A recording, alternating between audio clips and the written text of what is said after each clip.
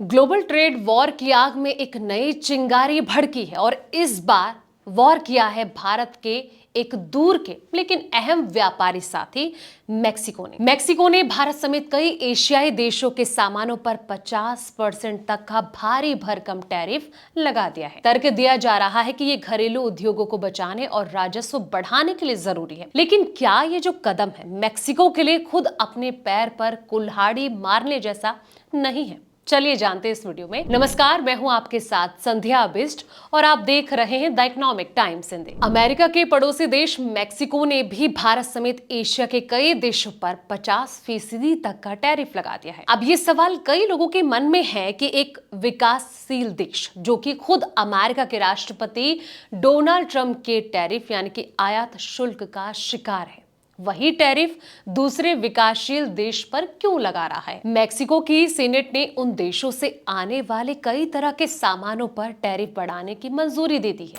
जिनके साथ मेक्सिको का कोई भी फ्री ट्रेड एग्रीमेंट यानी कि मुक्त व्यापार समझौता नहीं है। इनमें भारत, चाइना, दक्षिण कोरिया, थाईलैंड, इंडोनेशिया और वियतनाम जैसे देश शामिल हैं। ये नया टैरिफ स्ट्रक्चर 1 जनवरी 2026 से लागू होगा। इनके तहत कुछ सामानों पर टैरिफ 50% तक बढ़ जाएगा, जबकि ज्यादातर सामानों पर यह बढ़ोतरी करीब 35% तक सीमित रहेगी। मेक्सिको की सरकार का यह कहना है दोस्तों कि इस कदम के पीछे अपने उद्योगों को बचाना और साथ ही जो आर्थिक नीति है इसको मजबूत करना है। राष्ट्रपति क्लाउडिया शिनबोम की सरकार का तर्क है कि घरेलू मैन्युफैक्चरिंग और साथ ही जो नौकरियां हैं इनको बचाने के लिए ये टैरिफ बहुत ज्यादा जरूरी है। उनका ये मानना है कि खास करके auto, textile, steel, plastic, footwear और साथ ही अन्य उपभोक्ता व मध्यवर्ती सामानों के क्षेत्र में विदेशी सामानों से बहुत ज्यादा प्रतिस्पर्धा है। सरकारी अधिकारी ये भी कहते हैं कि इस टैरिफ से व्यापार में असंतुलन को ठीक किया जाएगा और आयात पर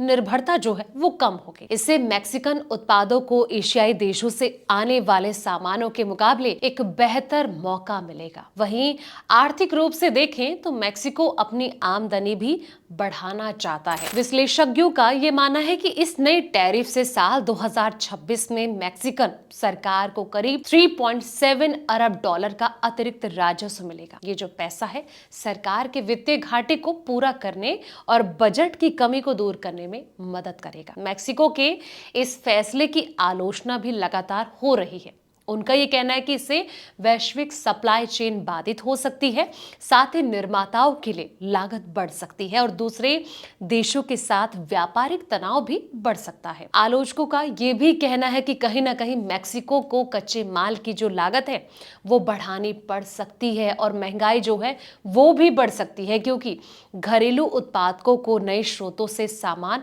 मंगाना पड़ेगा। तो दोस्तों फिलहाल इस वीडियो में इतना ही। ऐसे ही तमाम वीडियोस के लिए आप देखते रहें द इकोनॉमिक टाइम्स हिंदी।